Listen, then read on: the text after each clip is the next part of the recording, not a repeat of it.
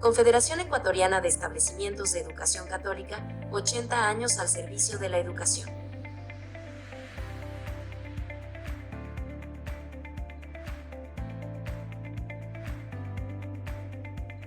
Décimo Congreso Nacional de la Educación Católica. Una escuela sustentable en un mundo sustentable. Lo realizará a través de videoconferencia desde España. Damos la bienvenida al doctor Gonzalo Mariscal Vivas, de la Universidad Europea de Madrid, Vicerrectorado de Apoyo a la Docencia y a la Investigación.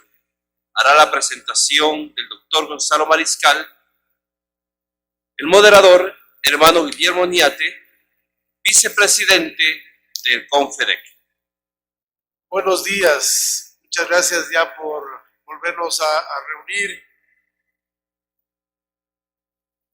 Este tema va a ser muy importante para nosotros porque nos va a acercar más a la tecnología y cómo también la tecnología nos va a permitir esta sustentabilidad que queremos de nuestros procesos y modelos educativos.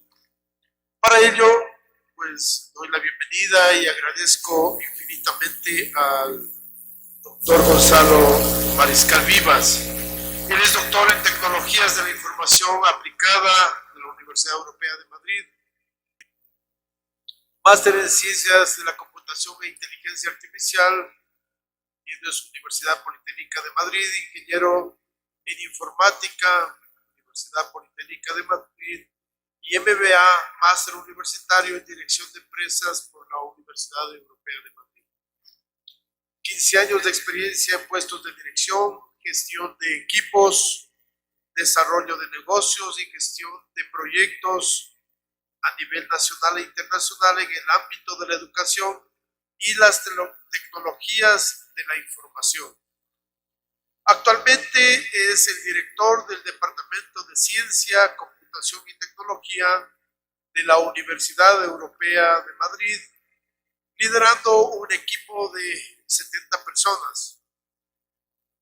También es docente en las titulaciones de Ingeniería Informática y Diseño de Videojuegos, donde imparte asignaturas relacionadas con la gestión de proyectos y las tecnologías de realidad virtual y realidad aumentada. Una breve descripción de lo que será la conferencia, la ponencia. Esta descripción de la ponencia del XR Lab, realidad extendida aplicada al aprendizaje. Durante la ponencia hará una introducción a la realidad extendida y a los conceptos que engloba esta área: realidad virtual, realidad aumentada y realidad mixta. Dar a conocer las tecnologías actuales que permiten implementar aplicaciones de realidad virtual y aumentada. Desde un enfoque muy práctico dará a conocer ejemplos de aplicaciones existentes de realidad virtual, realidad aumentada, aplicada a la enseñanza. Como caso de éxito, presentará el proyecto XR Lab de la Universidad Europea, enfocado a la investigación y desarrollo de recursos didácticos fundamentados en la realidad extendida, que permite a los estudiantes mejorar sus aprendizajes gracias al uso de entornos inmersivos donde se enfrentan a retos reales de su profesión en un entorno seguro y controlado. Damos el paso al doctor Gonzalo Mariscal para su ponencia. Muchísimas gracias, hermano Guillermo, autoridades del Congreso. Buenos días a todos, buenas tardes acá en España. Es un honor para mí haber recibido la invitación y poder compartir hoy con todos ustedes esta presentación relacionada con las tendencias innovadoras actuales en el mundo de la educación y ver también desde un punto de vista de sustentabilidad cuáles son los retos a los que nos enfrentamos en la educación actual. ¿Están viendo la presentación? ¿Vale? Parece que pasamos a la transparencia de contenidos. Se ve bien, ¿verdad? Pues comenzaremos la presentación de hoy hablando de cuáles son las tendencias actuales en el mundo de la educación, tanto en el momento actual, en el presente, como en el futuro, de aquí a vista de entre 3 y 6 años, cuáles serán las tecnologías que tendrán mayor impacto en el aprendizaje. Después hablaremos de cuáles son los retos para conseguir una educación con sustentabilidad y finalmente centraré la mayor parte de mi presentación en el caso XR Lab, que es uno de los proyectos donde he dedicado más tiempo en mi labor dentro de la Universidad Europea. Como referencia de cuáles son las tendencias en innovación educativa, he tomado uno de los informes referentes en este tema, que es el Educate Horizon Report. En este caso, el más actual se ha publicado este año, en 2021, y habla exactamente de 3 tendencias. Cuando hablamos de tendencias en innovación, son tecnologías que ya se están utilizando y que tendrán un gran impacto en los próximos 3 años o en adelante. Entonces, algunos de los temas que se nombran en este informe son la inteligencia artificial. Hablaremos más adelante de cuáles son posibles aplicaciones de la inteligencia artificial en el aprendizaje, así que no me voy a extender más en este punto.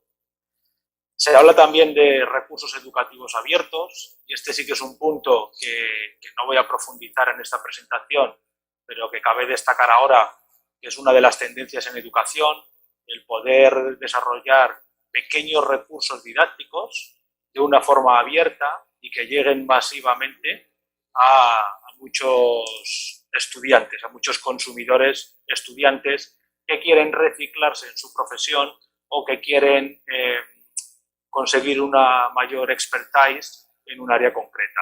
Entonces, en el futuro cada vez vamos a ver que van a ir cambiando estas tendencias dentro de las escuelas, dentro de la educación secundaria y en la educación superior, mediante el uso de recursos educativos abiertos que servirán para complementar lo que curricularmente se estudia dentro de las escuelas. Una parte muy importante será el campo de analítica de aprendizaje, el Learning Analytics, y hablaremos de algunos ejemplos en esta presentación más adelante.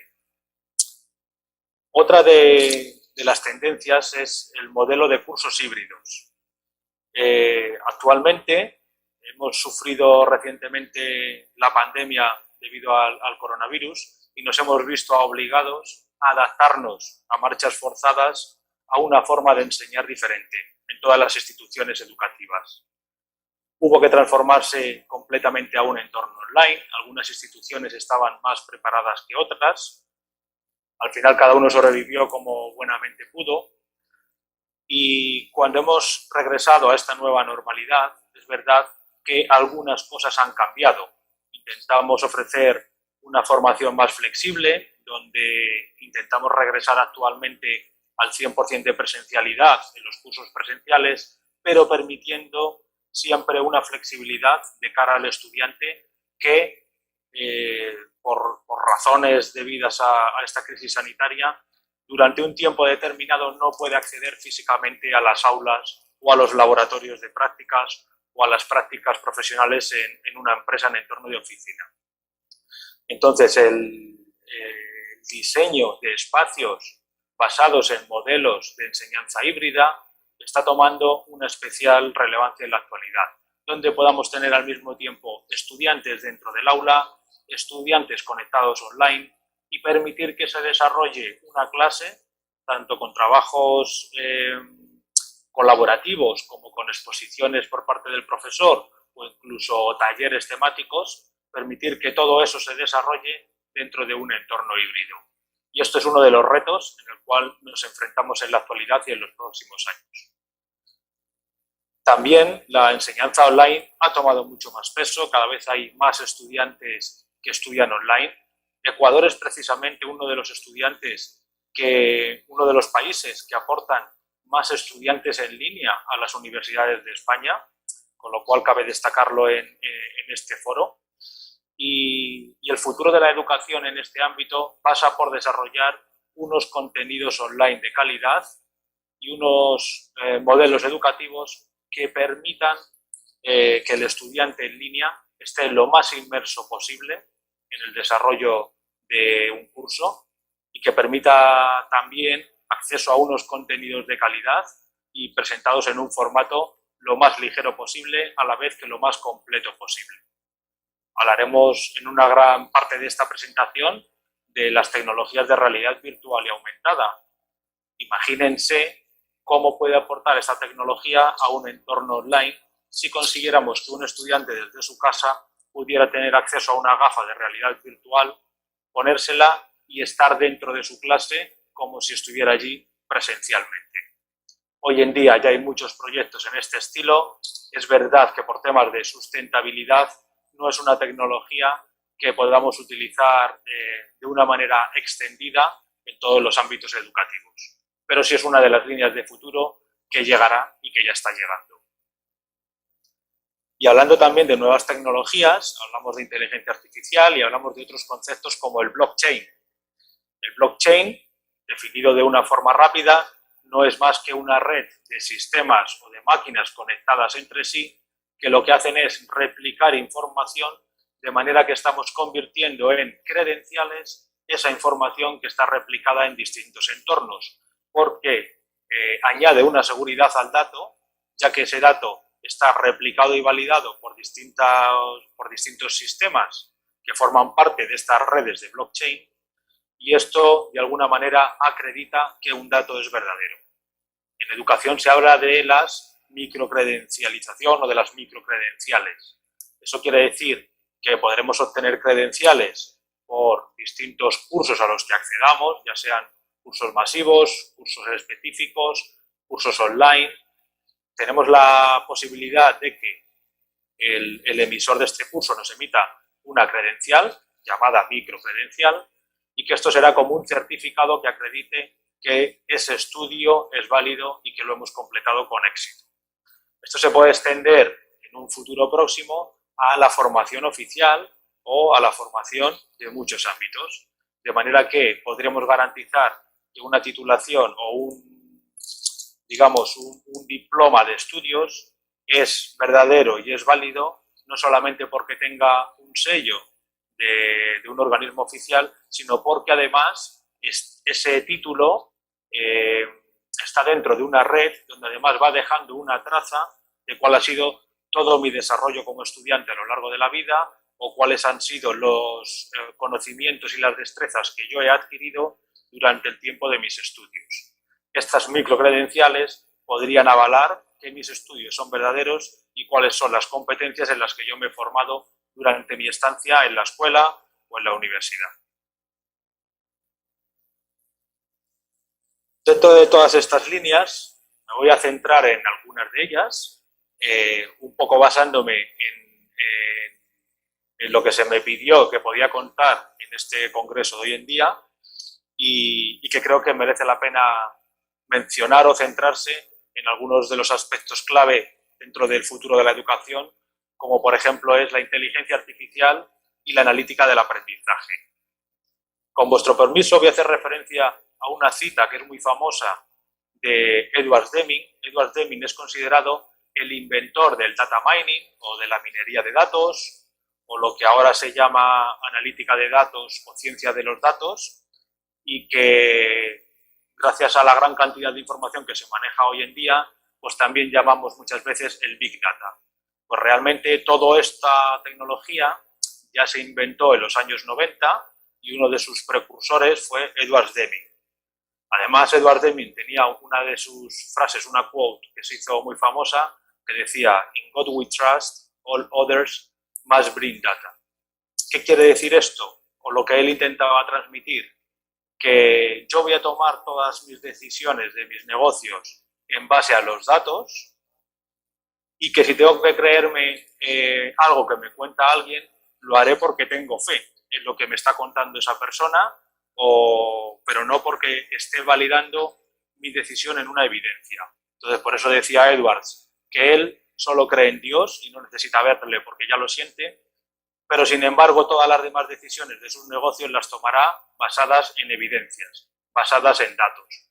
Pues un poco esta es la premisa de la analítica o de la ciencia de los datos, que es tomar decisiones en base a los datos. Y a partir de aquí, esta tecnología, que se basa en algoritmos de inteligencia artificial para conseguir nuevo conocimiento a partir de múltiples datos, se puede aplicar a muchos ámbitos. En el caso del aprendizaje, el Learning Analytics o analítica del aprendizaje nos puede aportar mucho beneficio de cara a la enseñanza y al aprendizaje, tanto desde el punto de vista del docente como desde el punto de vista del estudiante. Desde el punto de vista del docente o de una institución, podría aportarnos, por ejemplo, conocimiento de cómo es el rendimiento de un estudiante. Aunque nosotros le vemos en el día a día en clase, pero puede haber ocasiones en las que nuestro estudiante estudia en línea o que tenemos muchos estudiantes en una misma clase, a lo mejor tenemos un grupo grande de 50 estudiantes y no podemos atender a todos como nos gustaría. Pues si conseguimos que todas las actividades se entreguen a través de un campus virtual, que todos los materiales de enseñanza estén habilitados en un campus virtual, podríamos recoger datos de toda la actividad que el estudiante hace enfrente del campus virtual, con su ordenador, con su tablet o con su dispositivo móvil, con su celular. En este caso, toda esta información, ¿cómo nos puede ayudar? Pues podemos saber si la actividad de un estudiante enfrente del campus virtual pues está comparada en la media con el resto de estudiantes, o es más baja o es más alta. También podemos ver si el estudiante entrega todas sus tareas a tiempo a través de este campus virtual.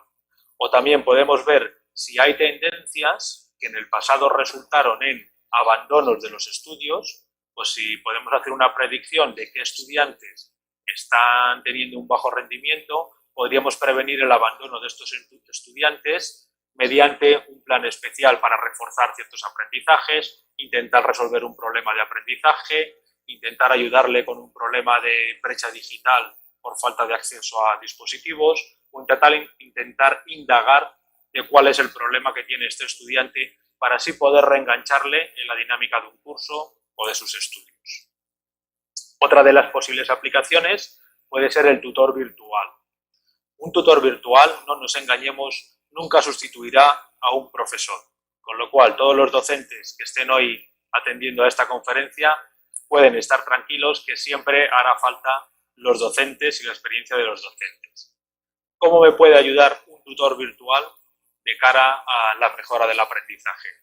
Pues un tutor virtual, por ejemplo, lo podemos programar como un sistema que responda preguntas frecuentes, por ejemplo, sobre los procesos de una institución. ¿Cómo puedo reservar una sala? ¿Cómo puedo reservar el acceso a un ordenador para hacer un trabajo? ¿Cómo puedo utilizar la impresora? ¿Dónde se encuentra el despacho de un profesor? Un tutor virtual lo podemos tener programado para que vaya respondiendo preguntas que se repiten normalmente. Este es uno de los posibles usos del tutor virtual. Estos son algunos de los proyectos que se están extendiendo hoy en día por todo el mundo, en universidades de todos los continentes y que ya tienen aplicación en este momento. Y en un futuro cercano cada vez tendrán más aplicación y cada vez podrán aportar más casos. Hicimos un proyecto en la Universidad Europea hace 3 años en el cual programamos un tutor virtual para que ayudara en la propuesta de un caso que debían resolver los estudiantes. En este caso eran estudiantes de finanzas y debían resolver un caso de fiscalidad para ayudar a una empresa a tener todos sus asuntos en regla, pero además darle el mayor beneficio posible. En este caso, los estudiantes preguntaban a un tutor, que finalmente era el representante de una empresa, solo que era un chat virtual. Este tutor le daba respuesta a todas las preguntas que el estudiante hacía. Si el estudiante no preguntaba un dato que era importante, pues el tutor nunca le iba a dar respuesta a algo que el estudiante no había preguntado. De esta manera, un problema o un reto que parecía estar sin enunciado y en blanco, solamente con un entorno muy conciso de 2 líneas, el estudiante debía ir adquiriendo esa información hablando solamente con un tutor virtual y sin participación del profesor. Al final los estudiantes emitían un informe que debería ser evaluado evidentemente de una forma cualitativa, y aquí sí el profesor era quien hacía la corrección de ese resultado o de ese informe. Entonces estos son algunos de ejemplos o proyectos en los cuales claramente las tecnologías de inteligencia artificial y analítica del aprendizaje nos pueden ayudar a mejorar la experiencia de un estudiante o incluso a mejorar su rendimiento. Pero a mí me gustaría, aprovechando que estamos en un congreso en el que la sustentabilidad es una línea core, una línea central dentro del congreso, en afrontar uno de los grandes retos que nos encontramos en la educación actualmente y en el futuro, que es intentar disminuir la brecha digital. La brecha digital es un problema que ya existía antes de la crisis sanitaria provocada por el COVID. Aquí hago referencia a un mensaje que ya lanzaba José María Álvarez Payete, que es el director general de Telefónica en España, y hablaba ya de que debemos asegurarnos de que no podemos dejarnos a nadie atrás, que el incremento de la brecha digital es uno de los desafíos a los que nos encontramos. Y esto lo hacía dentro de un congreso internacional, el Enlighted, que la versión 2021 se celebró hace poco, y él ya en 2019 hablaba de este problema de la brecha digital, y esta captura en concreto se recordaba promoviendo la edición del 2020. Pues este problema de brecha digital se ha acrecentado mucho más durante el tiempo de crisis, ya que los estudiantes que estaban confinados y no podían acceder a sus clases en las escuelas o en la universidad, debían acceder de una manera online.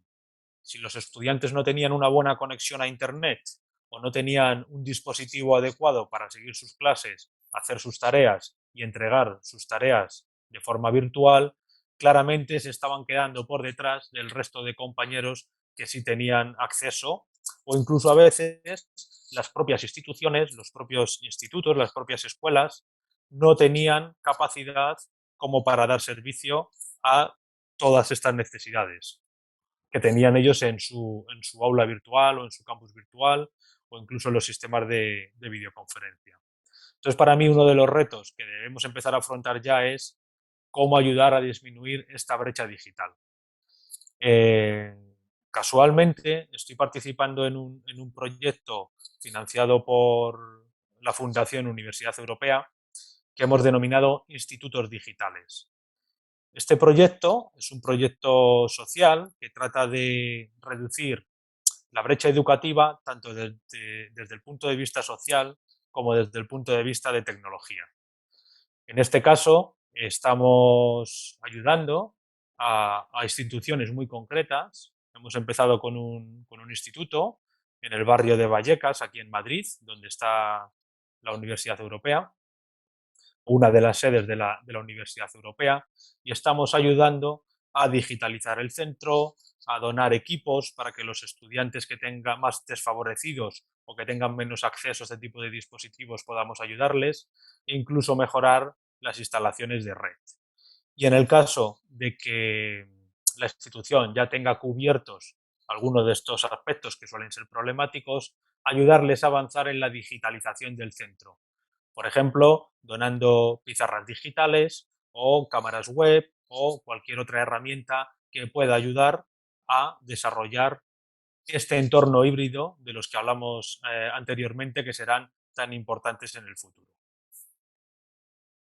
De hecho, ya estamos teniendo buenos resultados. Sí que me gustaría añadir en este punto de brecha digital, hablando de la sustentabilidad, que uno de los puntos muy importantes será la formación en competencias digitales. Hablabais de un rato que he estado escuchando algunos de los mensajes del Congreso, hablabais mucho de la formación en competencias transversales, en destrezas, en habilidades transversales. Pues para mí la competencia digital será una de las claves para que no se produzca esta brecha digital.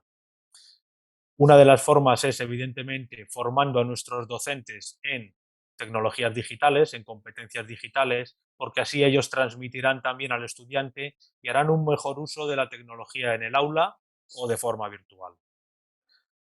Este reto de formar en competencias digitales, hay ya iniciativas a nivel nacional y a nivel internacional desde las administraciones, no solamente para digitalizar a los estudiantes, que serán los profesionales del futuro, sino a la ciudadanía en general.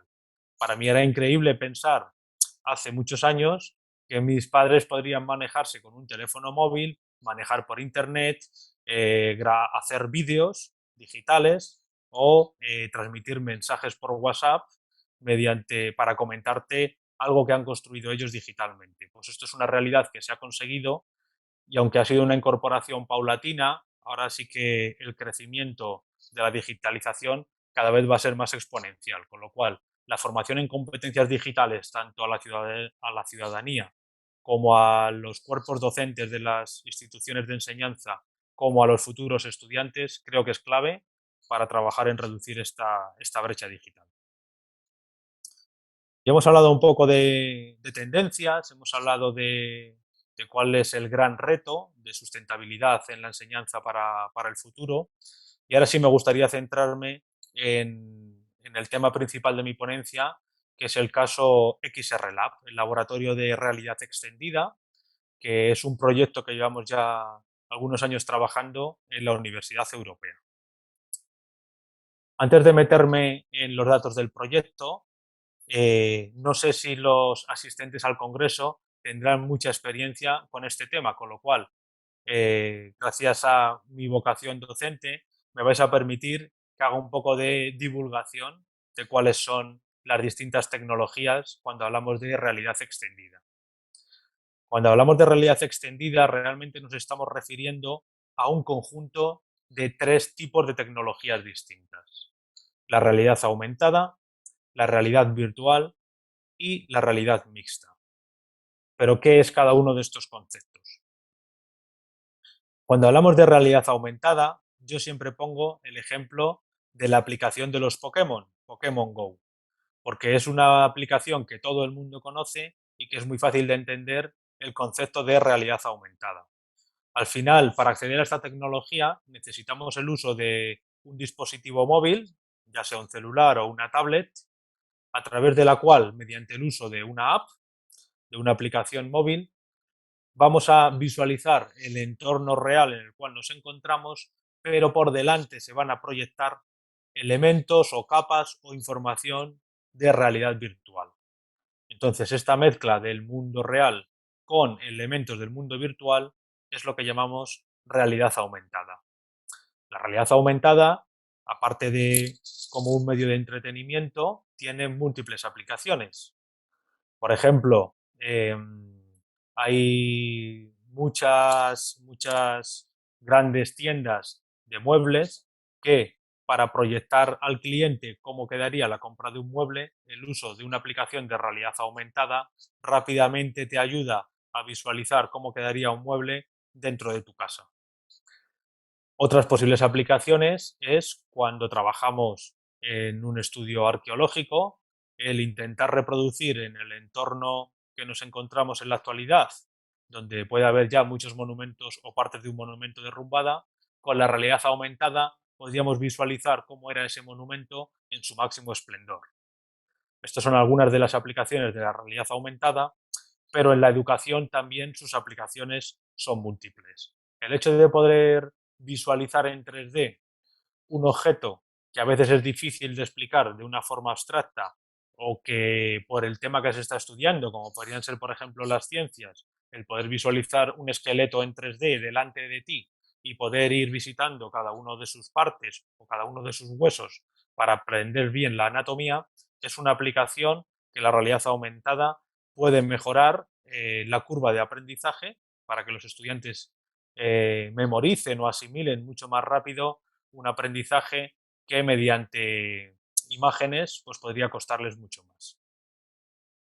Cuando hablamos de realidad virtual, yo creo que se entiende bastante bien que si nos ponemos unas gafas de realidad virtual, automáticamente nos abstraemos de todo el mundo que nos rodea y en ese momento entramos en un mundo virtual que puede representar un escenario ficticio o un escenario real. Todo lo que se construya allí dentro será algo que se construye artificialmente independientemente del mundo que estemos simulando. En el área de la aplicación, como en el área de la educación, imaginaros el poder de esta tecnología, ya que podemos situar a un estudiante en un reto de su futura profesión o en un escenario de su futura profesión para que pueda practicar en un entorno seguro. Entonces podrá tomar decisiones dentro del mundo virtual. Para su cerebro, digamos que la situación de estrés será muy real. Para él sentirá como que está en la situación real en ese momento, pero sin embargo toda su toma de decisiones, que será un proceso de aprendizaje, no pasa nada si se equivoca, si comete un error, porque está en un entorno seguro. Al contrario, recibirá un feedback de por qué lo ha hecho mal y cómo debería haberlo hecho para haber afrontado ese reto de forma correcta. Y finalmente tenemos la realidad mixta, que viene a combinar un poco ambas tecnologías. A mí me gusta explicar el concepto de realidad mixta como una realidad aumentada en la cual tenemos mucha más interacción, tanto con el entorno virtual como con el entorno real que nos rodea. Para utilizar la realidad mixta necesitamos unas gafas especializadas en realidad mixta. Hay muchas empresas que ya desarrollan este tipo de dispositivos. Una de las más conocidas son las gafas Microsoft HoloLens. Este tipo de gafas me permiten visualizar el mundo real a la vez que proyectamos elementos de realidad virtual, pero además puedo interactuar con ese mundo mediante el uso solamente de mis manos. Entonces puedo navegar por menús realizando gestos que las gafas interpretan, puedo moverme alrededor de una escena donde estoy viendo de forma combinada el mundo real y el mundo virtual, puedo interactuar con el mundo virtual de manera que eso produzca modificaciones en el mundo real y puedo interactuar con el mundo real de manera que eso provoque modificaciones en el mundo virtual. Entonces, toda esta capacidad de interacción a la vez que estamos viendo el mundo real en el que nos encontramos, pues aporta una gran capacidad de aplicaciones. Por ejemplo, en el entorno de salud ya se están trabajando en muchas cirugías donde el uso de la realidad mixta ayuda a realizar una operación con éxito. ¿Y por qué aplicar la realidad extendida en la educación? Bueno, pues esto no es algo que esté ahora de moda, porque a veces es muy atractivo introducir tecnología e introducir innovación en el mundo de la educación, sino porque realmente aporta beneficios. Hemos estado hablando del informe Horizon de 2021, pero si nos volvemos atrás a los informes Horizon de 2016, 2018, 2020, ya entonces se hablaba de la realidad virtual y aumentada como una tendencia clara en educación. De hecho, si nos fijamos en las 6 líneas de tendencia de 2021, no aparece realidad virtual y aumentada, porque esta tecnología ya está empezando a madurar, ya es una realidad hoy en día en el mundo de la educación y por tanto ya no hablamos de una tendencia de aquí a 3 o 6 años, sino que la realidad virtual y aumentada ya es una realidad que se puede utilizar dentro de las aulas porque es una tecnología madura. Evidentemente sigue siendo una tecnología que tiene un coste, que tiene un precio y que no es accesible para todo el mundo, pero sí que nos permite adquirir una serie de dispositivos de gafas de realidad virtual en cualquiera de sus formas y modalidades e incluso ya va evolucionando tanto la tecnología que podemos empezar a ver aplicaciones de realidad virtual que funcionan en cualquier smartphone solamente mediante el uso de unas Google Cardboard, es decir, unas gafas muy baratas que pueden valer desde 2 euros hasta 50 euros. Esas gafas con un móvil smartphone normal nos permite ya reproducir tecnología de realidad virtual. Evidentemente, dentro de la realidad virtual, pues igual que en el mundo de los ordenadores, la tecnología de alta gama es la que te da mayor garantía de que cuando te pones unas gafas no te vayas a marear, de que puedas reproducir en tiempo real y poder interactuar con el entorno y de que por tanto la experiencia sea más satisfactoria. Entonces la realidad virtual con el uso de un dispositivo móvil es posible, pero debemos tener en cuenta que la experiencia nunca va a ser tan satisfactoria como si utilizamos unas gafas específicas de realidad virtual. Bueno, pues solamente me hago referencia a algunos de los informes de realidad extendida que se han emitido en los últimos años y en los cuales se garantiza mediante estudios científicos que la tecnología de realidad extendida mejora el aprendizaje del estudiante, mejora su rendimiento académico, que también mejora la motivación del estudiante y que también mejora la experiencia y satisfacción del estudiante en el aula. Con lo cual, todos estos datos nos animan, y en el caso de la Universidad Europea nos animó desde el 2018 a empezar a invertir en esta tecnología. Precisamente con esta premisa se lanzó el proyecto XR Lab. El XR Lab o Laboratorio de Realidad Extendida va más allá de tener un laboratorio donde hay gafas de realidad virtual. El proyecto de XR Lab nació como proyecto, con entidad de proyecto, de un concepto, de una metodología de trabajo. En este caso, el objetivo del XR Lab siempre ha sido la investigación y el desarrollo de recursos didácticos que mejoren el aprendizaje del estudiante gracias al uso de tecnologías inmersivas. Además, otro de los retos que teníamos en el XR Lab es conseguir que esta tecnología llegue a todos los estudiantes, no solamente a unos pocos. Con lo cual, debíamos conseguir que esta tecnología sea accesible tanto de forma presencial como de forma remota.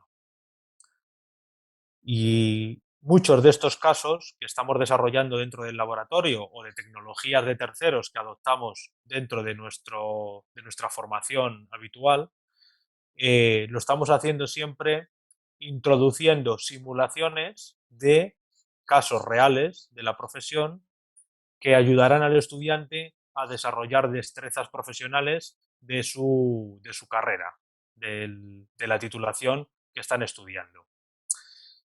En este caso, como decíamos antes, el hecho de poder poner al estudiante en un entorno inmersivo le va a ayudar a enfrentarse a una situación de estrés para que cuando llegue el momento de hacerlo en un entorno real dentro de su profesión, llegue mucho más preparado que si no hubiera pasado por esta experiencia.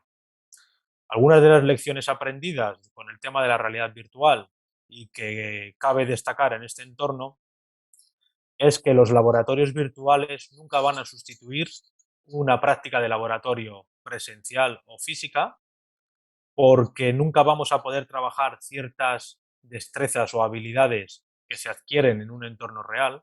En el ámbito científico, por ejemplo, el uso de una probeta, el manejo con los líquidos que puedan ser peligrosos, toda esa experiencia que adquieres dentro de un laboratorio, nunca la vas a adquirir con un laboratorio virtual. Con lo cual esto es algo que debemos tener muy en cuenta. Quizás en el futuro vaya evolucionando la tecnología, los dispositivos ápticos que me permiten tener un tacto, pues cada vez sean más realistas y quizás algún día pueda llegar el momento en el que yo desarrolle una práctica profesional desde mi casa de la misma forma que lo haría en un laboratorio real. Pero hoy en día no es el caso, con lo cual es muy importante entender que esta tecnología, como la usamos nosotros, es para preparar a nuestros estudiantes previamente a una práctica de laboratorio o para prepararle para una situación compleja de su mundo profesional.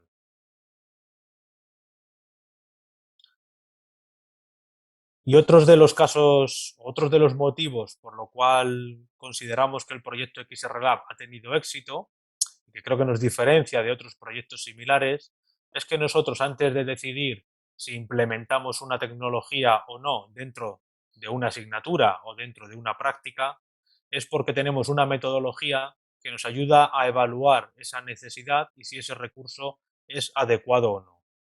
Esta metodología, al final nos basamos en modelos que ayudan a introducir la innovación en el aula y también nos ayudamos a modelos de desarrollo software, como pueden ser las metodologías ágiles. Al aunar estos dos conceptos, nosotros trabajamos tanto desde la parte técnica como desde la parte pedagógica, trabajamos en los proyectos que nos permitan generar prototipos que puedan ser evaluados desde el punto de vista de experiencia de usuario como desde el punto de vista de aprendizaje y ver si ese concepto funciona. Si la prueba de concepto ha funcionado, entonces podemos pasar a la implantación de ese proyecto de una forma más masiva. Creemos que esta metodología nos ayuda a veces a corregir errores en los proyectos que estamos desarrollando o a veces también a desechar una tecnología que en un principio nos parecía buena, pero que luego a lo mejor pues los resultados que se consiguen no son los resultados de aprendizaje que previamente se habían pretendido obtener. Con lo cual, uno de los puntos muy importantes es tener claramente fijados cuáles son los objetivos de aprendizaje que yo quiero conseguir cuando implanto una nueva tecnología en el aula y antes de implantarla de forma masiva es muy importante hacer un piloto o una prueba de concepto. Estas serían algunas de las lecciones aprendidas que hemos obtenido durante los años de desarrollo. Podemos decir que el proyecto funciona porque tenemos evidencias que nos avalan. Nosotros en nuestros estudios hemos publicado artículos científicos y hemos presentado numerosos congresos donde presentamos los estudios de los resultados obtenidos con cada uno de los proyectos. Y en este caso podemos decir que el aprendizaje y la motivación de los estudiantes mejora cuando se utilizan con éxito este tipo de tecnologías innovadoras dentro del aula. Hemos ya realizado un número grande de experiencias y hemos llegado a un gran número de estudiantes, con lo cual podemos decir que hemos conseguido esa sustentabilidad del proyecto que es tan importante. Para eso sí que me gustaría destacar que cuando hablamos de proyectos de realidad extendida o de realidad virtual, evidentemente, si hemos llegado a 15.000 estudiantes, eso no quiere decir que en la universidad dispongamos de 15.000 gafas de realidad virtual. Para conseguir este éxito o esta divulgación sustentable, lo que hacemos es trabajar en el desarrollo de proyectos que se puedan utilizar en múltiples dispositivos. Entonces, siempre vamos a desarrollar la aplicación en la más alta gama de realidad virtual para garantizar que podamos hacer experiencias desde el punto de vista del docente o desde un grupo reducido de estudiantes o bien realizando rotaciones de estudiantes. En los momentos en los que la metodología sea importante, la gafa de realidad virtual, haremos que se utilice. Pero para el resto de estudiantes desarrollamos también siempre esa misma aplicación en modo PC. Es decir, que los estudiantes lo puedan utilizar en un ordenador con Windows o en un ordenador con Mac para que pueda también acceder a esa experiencia desde su casa. Con lo cual nos aseguramos que el proyecto se puede difundir y se puede llegar a todos los estudiantes. A veces también realizamos dos modalidades de una misma aplicación. Recuerdo ahora una aplicación de realidad virtual para fisioterapia, donde representábamos un caso de un ictus, cómo los profesionales de fisioterapia pueden detectar a tiempo que una persona está sufriendo un ictus y también quizás formarles en cómo prevenir este tipo de problemas o cómo ayudar en el proceso de rehabilitación de una persona que lo ha sufrido.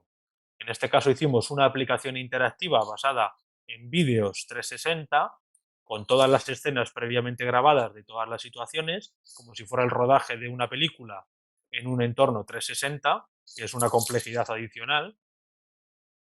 Montábamos una aplicación en la que el usuario va tomando decisiones y esto le va llevando a distintos escenarios con mayor o menor éxito según su situación.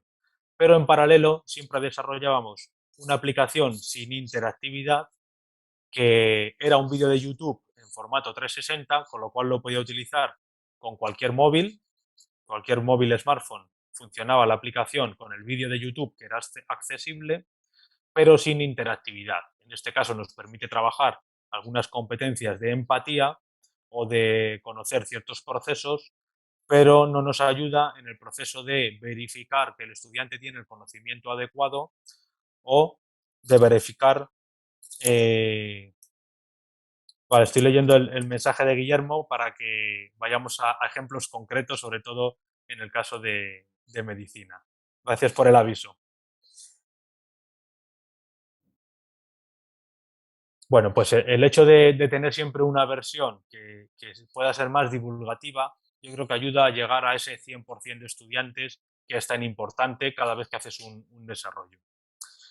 Voy a nombraros algunos ejemplos de aplicaciones que hemos desarrollado. Una es el Risk Simulator, el simulador de riesgos dentro de un laboratorio, donde hemos programado varios casos, como puede ser el vertido de un líquido peligroso, un vertido de ácido clorhídrico o un incendio dentro del laboratorio. Hemos modelado un laboratorio real de nuestra universidad, donde los estudiantes deben tomar todas las precauciones y aplicar todos los procesos de seguridad cuando ocurre un caso de estos.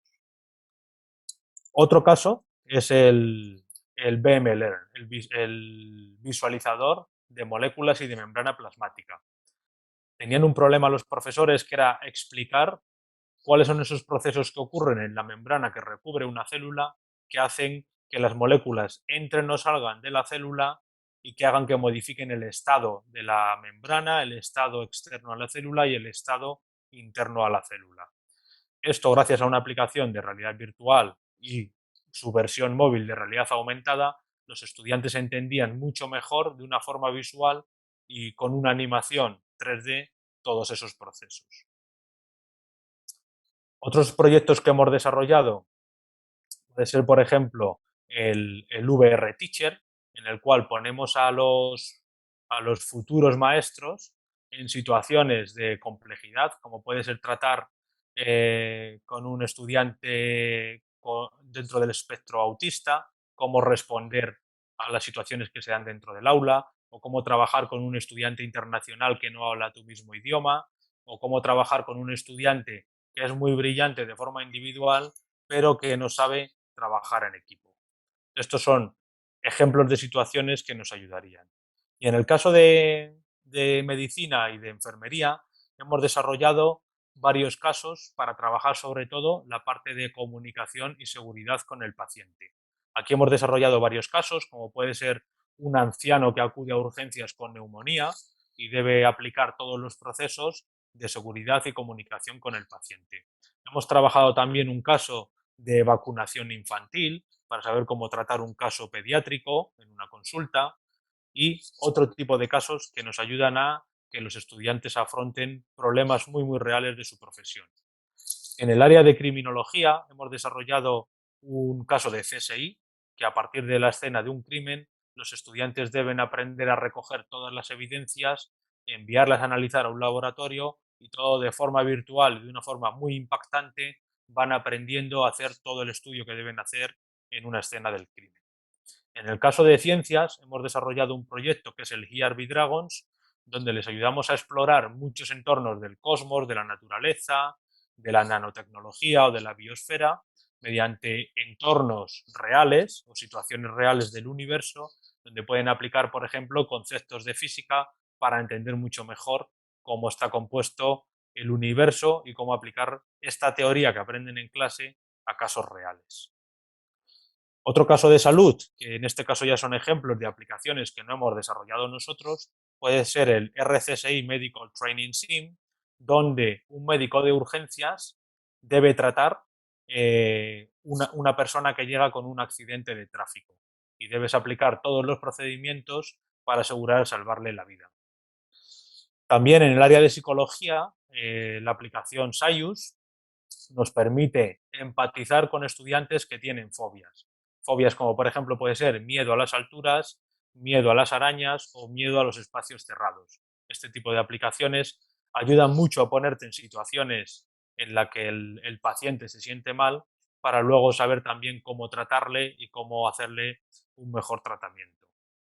En el caso de anatomía, como puede ser el ShareCare VR, nos permite visualizar un órgano por dentro, por fuera, programarle patologías o enfermedades y ver también cómo afrontarlas desde un punto de vista de anatomía. Y así son múltiples las aplicaciones, como por ejemplo el proyecto Labster, que es una aplicación que nos da acceso a más de 200 laboratorios virtuales y todos ellos se pueden ejecutar online. Y aquí aplican proyectos de física, de química, de ingeniería, de todas las áreas que os podáis imaginar. Estos son algunos de los ejemplos y simplemente para terminar y dar paso al turno de preguntas. Ahora mismo, en el mundo de la realidad extendida, se empieza a hablar de un concepto que es el metaverso. Y Facebook es una de las empresas que está invirtiendo o más puntera en realidad virtual, ya que Facebook es la dueña de la compañía Oculus. Oculus desarrolla dispositivos de realidad virtual como las gafas Oculus Rift o las gafas Oculus Quest, pero también invierten mucho en tecnología de realidad virtual. Y dentro de este tipo de tecnologías están hablando de un concepto que es el metaverso. Para traducirlo de una forma sencilla, para los que no seáis conocedores de la materia, un metaverso es un mundo de realidad virtual donde yo me conecto con otras personas en tiempo real y puedo realizar actividades de la vida cotidiana, como puede ser impartir una clase con estudiantes que, aunque estén en su casa, están dentro del mismo entorno virtual, incluso con su foto realista, para que podamos identificar a quién es cada uno de los estudiantes. Otro ejemplo sería, por ejemplo, el poder hacer una conferencia de forma remota, pero que todos estemos dentro del mismo auditorio. O otro posible ejemplo sería hacer una reunión donde vamos proyectando modelos 3D para poder visualizar un elemento 3D con el cual queremos interactuar todos al mismo tiempo. Y por supuesto, acciones básicas como puede ser proyectar un PowerPoint, proyectar un vídeo o compartir unas anotaciones de pizarra, todo sin salir dentro del mundo virtual. Para mí este futuro en el que ya estamos desarrollando aplicaciones y de hecho dentro de un mes lanzaremos los primeros metaversos, donde podremos hacer clases de profesores con estudiantes dentro del entorno virtual o incluso celebrar un juicio simulado para los estudiantes de derecho, donde cada uno representará un papel de todos los participantes en un juicio, nos permitirá avanzar de una forma mucho más experiencial, que al final es la base de nuestro modelo académico, el aprendizaje experiencial.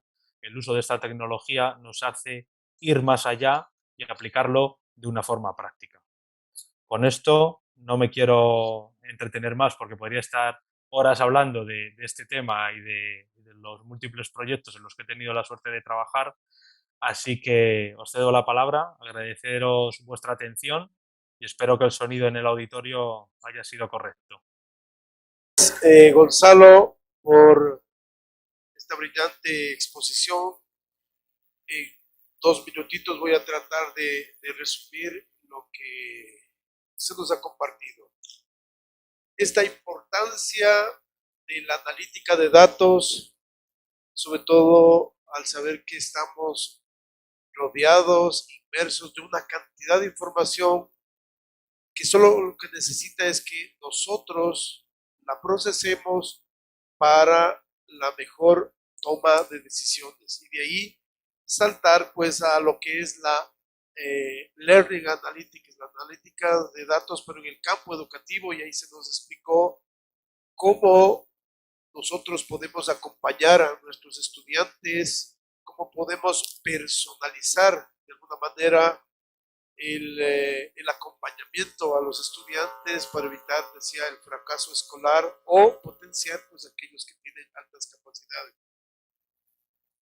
Hablaba de esto de la brecha digital, ¿no es cierto? Y que en la pandemia como que se radicalizó. ¿Por qué? Porque no todos en las casas tenían el ancho de banda adecuado o los equipos necesarios para conectarse a la escuela, seguir las clases virtuales, etc. Es decir, como un gran reto, no solamente para la educación, sino para los países en general, es cómo romper esta brecha, cómo irla, ojalá, desapareciendo, de tal forma que nadie quede al margen de todos estos procesos educativos, formativos e incluso procesos diarios, ir a hacer nuestras transacciones en el banco, pagar la luz, etcétera, ya es a través de medios electrónicos. Entonces, si es que la brecha digital se mantiene, eso pues no se irá dando, pero la mayor parte yo creo que ya de alguna manera vamos caminando. Luego, esta necesidad de formarnos como maestros en el uso de las tecnologías digitales, no solamente las TIC, las TIC, las tecnologías digitales incluso es un campo mucho más amplio. Entonces, pero esa necesidad y cómo las instituciones tenemos que propiciar espacios adecuados de formación. Puedo dar la misma formación que doy a un maestro de uso de la tecnología, ¿sí o no? Los mismos maestros en las áreas técnicas o en las áreas sociales. No es lo mismo el uso de la tecnología. Desde allí. Bueno, de ahí se nos habló de la diferencia de esto o definiciones de la realidad aumentada, que es que a través de un dispositivo podemos simplemente utilizando estos lectores de códigos QR, es un ejemplo, podemos ver imágenes en 3D, decía el doctor, a veces cosas que son abstractas, ¿no es cierto? Pero con la realidad aumentada, simplemente el teléfono sobre la imagen y ya me muestra una figura 3D, la puedo girar. Por ejemplo, en el caso de la biología, de hecho, ustedes deben haber visto este tipo de aplicaciones. Bueno, luego ya la realidad virtual, y decía, es propiciar espacios inmersivos, es decir, unas simulaciones que permitan que la persona se acerque a algo parecido a la realidad y en donde él puede interactuar, y ahí hablaba de los laboratorios de física, de química, donde se puede hacer ensayos de cosas que no va a explotar el laboratorio porque es una simulación para eso, ¿no? Y luego para profundizar en áreas en donde difícilmente se puede tener la práctica directa, pero sí se puede hacer simulaciones. Y claro, la realidad mixta. Y decía que algo importante, la realidad virtual, la realidad aumentada, la realidad mixta van marcando el ritmo del campo educativo. Entonces ahí la importancia, y por eso la charla, la educación que viene, incluso en otros lugares como ellos, en la Universidad Europea, pues que están trabajando ya en muchos proyectos de esto. Y eso, digo, en general, yo creo que nos queda como lección, digamos, ahora, es cómo nos podemos acercar desde los recursos que tenemos a este tipo de recursos, ¿sí? Desde los recursos propios tecnológicos de los colegios, y ahí nos hablaba, el doctor hablaba de lo que están haciendo con ciertas instituciones educativas, principalmente ellos estaban, decía, digitalizando el centro educativo. La digitalización, pues, era dotar de a los que no tienen. Y entiendo que a los que tienen ya la tecnología es darles el cómo utilizar esa tecnología para utilizar estas herramientas de realidad virtual, realidad aumentada. Las preguntas, por favor. Espero que haya servido este breve resumen. Muchas gracias, Guillermo, pero sobre todo, muchas gracias porque tú has sido el nexo para que Gonzalo el día de hoy pueda compartir esta extraordinaria ponencia. Aquí pido que nuevamente le demos un fuerte aplauso. Gracias.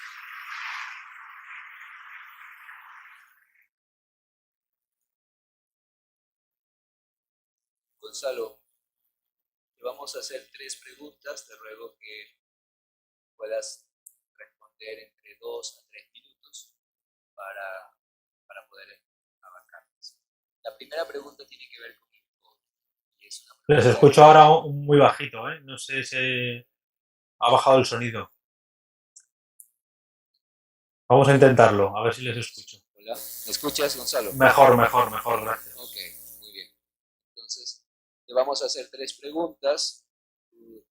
Te ruego que la respuesta sea entre 2 a 3 minutos cada una de ellas. La primera pregunta tiene que ver con el COVID. Y es una pregunta, pero también es una qué. Y dice lo siguiente. ¿Tan avanzada está la tecnología según hemos podido escuchar y comprobar? ¿Y por qué tanta gente ha muerto por el COVID-19?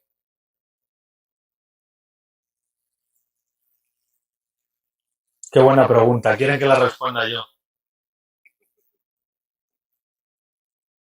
Pues es una realidad. Yo les puedo dar mi humilde opinión, pero evidentemente no soy sanitario ni tengo probablemente la experiencia que se necesite para poder responder a esta pregunta. Si la pregunta es cómo la tecnología nos podría haber ayudado a prevenir mejor esta crisis o a reducir el número de muertes que lamentablemente se han producido en todo el mundo debido a esta pandemia, pues probablemente sí, podríamos haber hecho algo más. Por ejemplo, hablábamos de la analítica, de la inteligencia artificial. La analítica de datos me puede decir que si hay una tendencia en un país donde se ha introducido el COVID y de repente empiezan a aumentar el número de casos, se empiezan a colapsar las unidades de cuidados intensivos de los hospitales y se empiezan a producir numerosas muertes debido, por una parte, a que no puedo atender con los recursos necesarios y por otra parte, porque aunque utilicemos todos los recursos que hoy en día tenemos a nuestra mano, muchas veces no son suficientes para salvar una vida, pues la verdad es que sí que podíamos haber hecho algo más. Y me explico. En el caso que más conozco, que es el caso de España, o cómo se introdujo el COVID en Europa, uno de los primeros países afectados fue Italia. Pues por distintas circunstancias, probablemente porque viajaban mucho a China o a países de Asia, porque Italia es un país muy exportador de tecnología y cultura, y probablemente por eso llegó a Italia en masa antes que a España. Y empezamos a ver cierta tendencia de los datos en cuanto a infectados, en cuanto a gente que viaja, en cuanto a medidas de seguridad. Todo esto en España ocurrió unos meses después. Con lo cual, si ya habíamos visto lo que había sucedido en España y de repente empiezan a ocurrir las mismas tendencias cuando se analizaban los datos en España, no era muy difícil de prever que podíamos llegar a una situación igual. Cuando Italia estaba confinada por primera vez, en España todavía no habíamos tomado ninguna medida de precaución, no existían las mascarillas, seguíamos con nuestra actividad normal, como que pensábamos que eso se iba a quedar ahí en Italia y que nunca iba a llegar a España. Pues esto es un ejemplo de quizás si hubiéramos atendido a estos avisos que ya estábamos viendo en poblaciones de características similares, podríamos haber tomado alguna precaución más o habernos reforzado de más recursos. Entonces estoy de acuerdo en que la tecnología podía haber hecho que hubiera sido, por lo menos haber estado mejor controlada y haber evitado algunas muertes. Aunque al final es una pandemia que muchos no estaban preparados, es la primera vez que se encontraba una crisis así a nivel mundial y muchas veces es imposible estar preparado para algo que no conoces. Estoy totalmente de acuerdo. Hoy en día la brecha digital representa no solamente una diferencia de estatus social, que evidentemente está muy relacionada, porque cuanto menos recursos, más dificultad el acceso a estos recursos, sino porque también estamos, al introducir una brecha digital o al no poder evitar la existencia de una brecha digital, estamos haciendo que evitamos garantizar las mismas oportunidades a todo el mundo. Porque si yo consiguiera reducir la brecha digital, con todas las posibilidades que hay hoy en día de formación online, de capacitación en línea, podría conseguir que personas o familias con menos recursos, aunque tuvieran que hacerlo con más esfuerzo y en más tiempo de duración de estudios, porque tienen que trabajar a la vez que estudiar, pero podríamos garantizarles al menos oportunidades similares. Con lo cual, yo no tengo experiencia como para aconsejar a un gobierno y menos a un gobierno de otro país, pero sí que diría que todas las inversiones que se hagan hoy en día en infraestructuras que ayuden a mejorar la conectividad de toda la ciudadanía y en concreto de las personas en edad de educación escolar, es una inversión a futuro para el crecimiento económico, para disminuir la desigualdad social y para muchas otras cosas en las cuales impacta la brecha digital. Que es, además de la brecha digital, la brecha generacional. ¿Cómo superar la relación que pueden tener entre padres e hijos para poder acceder a los recursos tecnológicos y poderlos manejar en conjunto de manera eficaz, que no se limiten solamente a mensajes en redes sociales o a reacciones de WhatsApp. ¿Cómo puede contribuir a la escuela para acercar estas generaciones de padres e hijos, algunas generaciones altamente tecnificadas y otras, las generaciones de los padres, con serias deficiencias en el manejo de recursos tecnológicos? ¿Cuál es tu opinión al respecto? Qué buena pregunta. Me encanta esta pregunta y aquí me gustaría mencionar dos temas distintos. Uno que es el de la brecha generacional, que ahora lo respondo, y uno anterior en el cual no he querido meterme dentro de mi presentación porque podría ser muy amplio, que es el tema de la seguridad en el uso de los dispositivos y en el uso de las redes sociales.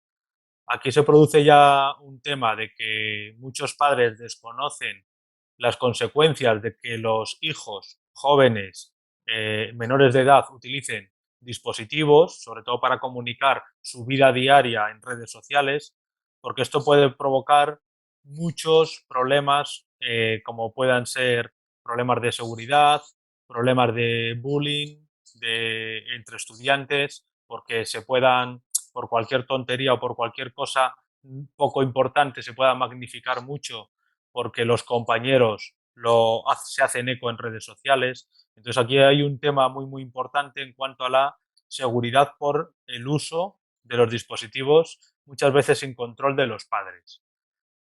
¿Y qué hacer desde la escuela para disminuir esta relación, ¿no? Y ya hilo con la otra pregunta, que es la brecha generacional, porque ellos, los jóvenes hoy en día, ya no solo la generación millennial, sino todas las que vienen detrás, como la generación Z y las nuevas que van viniendo, ellos ya utilizan la tecnología como un medio de vida y de comunicación entre su entorno y entre sus amigos. Y sin embargo, los padres nos estamos quedando atrás. Y ya, aunque mis hijas todavía son jóvenes y no las dejo mucho utilizar dispositivos móviles, pero lo veo ya por compañeros y sé que me llegará en algún momento. Entonces, aquí desde las escuelas lo único que se puede hacer es, igual que ofrecemos formación en competencias digitales a nuestros docentes y a los estudiantes, creo que deberíamos involucrar también a los padres en temas de competencias digitales, para conocer sobre todo cuáles son los riesgos de seguridad de que los hijos estén utilizando sin control parental estos dispositivos, cómo asesorarles en introducir, pues por ejemplo, activaciones de doble control, de doble clave o doble dispositivo de seguridad en las aplicaciones móviles, y también de cómo aprender a relacionarse o de cómo moverse en redes sociales para poder estar más cercano a la vida diaria de los hijos. La última pregunta se refiere al tema económico. En un país como el nuestro, como Ecuador, ¿cuán costosa es la inversión para instalar un laboratorio de realidad virtual? Esta es muy buena pregunta. Y la respuesta muy corta, sin utilizar los 3 minutos, yo diría, se puede empezar con muy poca inversión y podremos llegar a temas más de instituciones de investigación o de altas capacidades de formación invirtiendo más dinero. Pero ¿por qué digo que se puede empezar con poco? Porque hoy en día ya existe realidad virtual en dispositivos móviles y hoy en día en todas las casas existe un dispositivo móvil. Entonces yo empezaría por ahí, por conocer qué es lo que existe actualmente, si estamos hablando de la parte de aprendizaje, pues qué herramientas ya existen para aprender. Existen aplicaciones gratuitas como puede ser Discovery VR o YouTube, que hay muchos cortometrajes o largometrajes o documentales basados ya en tecnologías de vídeos 360 que nos pueden ayudar a estar inmersos en este inicio, en este arranque, para poder tener este contacto con las tecnologías de realidad virtual y aumentada. A partir de aquí, una vez que hayamos tenido ese primer contacto y veamos que realmente es lo que necesitamos y que le damos el uso adecuado, podremos empezar a invertir en mejores tecnologías. De todas formas, cada vez va evolucionando más digamos, las capacidades técnicas de estos dispositivos, a la vez que va bajando el precio. Y hoy en día ya podemos tener gafas de realidad virtual standalone, como pueden ser las gafas Oculus Quest, a precios más reducidos que un dispositivo móvil de alta gama. Con lo cual hoy en día ya estamos empezando a llegar a esa democratización de la tecnología de realidad virtual. Estás al otro lado del charco, y desde el otro lado del charco te queremos decir virtualmente y realmente que te agradecemos enormemente por estos conocimientos y las ideas que nos has ayudado a poder poco a poco sembrar en las mentes de las instituciones educativas católicas. Muchas gracias virtualmente y realmente. Muchísimas gracias a vosotros. Ha sido verdaderamente un honor haber estado invitado y haber podido compartir un poquito de mi experiencia y también pues, conocer un poco de vosotros. Y espero que les haya sido útil e interesante. Muchas gracias.